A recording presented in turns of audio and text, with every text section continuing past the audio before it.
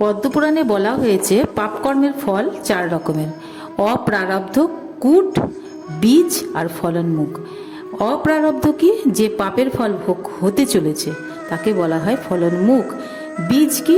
হৃদয়ে বীজ রূপে যে পাপের ফল রয়েছে তাকে বলা হয় বীজ, অর্থাৎ তার প্রকাশ এখনো হয়নি, সেটাই হলো বীজ। কূট কি? যে কারণে সে পাপটা করছে তার নাম হচ্ছে কূট। জন্ম জন্মান্তরে যে পাপ আমরা করেছি তার ফল তো আমাদেরকেই ভোগ করতে হবে, কিন্তু সেই পাপের ফল এখনো ফলতে শুরু করেনি, তাই তাকে বলা হয় অপ্রারব্ধ পাপ। যে কোনো পরিস্থিতিতে যার যার পাপের ফল তাকে তাকেই ভোগ করতে হবে, কেউই সেই পাপ ভোগ করবে না। তাই আমাদের সবসময় সঠিক পথে চলা উচিত, তাতে জীবনে যতই খারাপ পরিস্থিতি আসুক না কেন। পদ্মপুরাণে বলা হয়েছে জড় কলুষ অত্যন্ত সূক্ষ্ম, অর্থাৎ এর বিচার করা বড় কঠিন। এর সূচনা, ফলন, পরিণাম এবং দুঃখরূপে তার ফলভোগ, এই সবই একটি বিশাল শৃঙ্খলে অন্তর্ভুক্ত।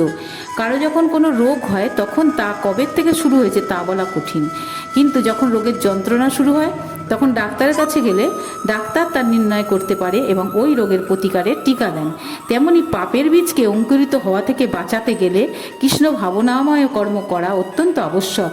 শ্রী সুখদেব গোস্বামী বলেছেন, তপস্যা, দান, ব্রত ইত্যাদির প্রভাবে পাপের নাশ হয়, কিন্তু হৃদয়ে পাপের যে বীজ রয়েছে সেটা থেকেই যায়। তাই আমাদের হৃদয়কে পাপ মুক্ত করতে হবে, ফলে আমাদের ঈশ্বরের শরণাপন্ন হতে হবে। শ্রী চৈতন্য মহাপ্রভুর নির্দেশ অনুসারে হরে কৃষ্ণ মহামন্ত্র জপের ফলে সমস্ত পাপ থেকে মুক্ত হওয়া যায়।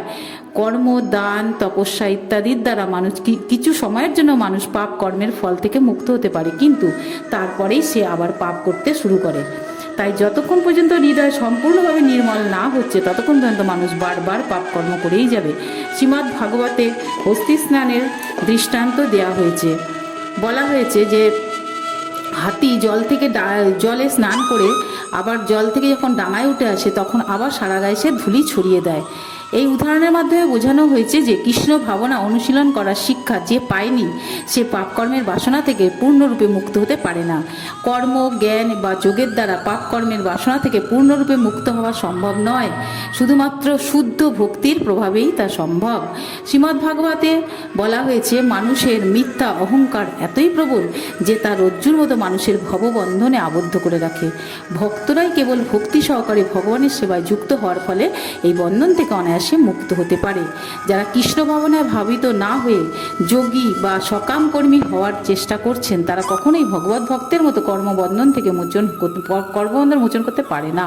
তাই সকলের কর্তব্য হচ্ছে অহংকার ও প্রাকৃত কর্মের দৃঢ় বন্ধন থেকে মুক্ত হওয়ার জন্য কৃষ্ণ ভাবনায় ভাবিত হয়ে ভগবত সেবায় নিযুক্ত হওয়া। তত্ত্বজ্ঞানের অভাব কৃষ্ণ ভাবনার প্রভাবে দূরীভূত হতে পারে, যা পদ্মপুরাণে প্রমাণিত হয়েছে। কৃষ্ণ ভাবনায় ভাবিত শুদ্ধ ভক্তি হচ্ছে পরম উজ্জ্বল জ্ঞান বর্তিকা, যা বাসনারূপে অমঙ্গলকারী সর্পদের জন্য দাবানল স্বরূপ। বনে যখন দাবানল জ্বলে ওঠে তখন সেই আগুনে সমস্ত পাপ দগ্ধ হয়ে যায়। পশুরা পালিয়ে গিয়ে প্রাণ রক্ষা করতে পারে, কিন্তু সাপেরা তা পারে না, এই আগুনে তারা ভস্মীভূত হয়ে যায়। সেই রকম কৃষ্ণ ভাবনারূপে প্রজ্বলিত আগুন পারে অবিদ্যার সর্প ভস্মীভূত করতে।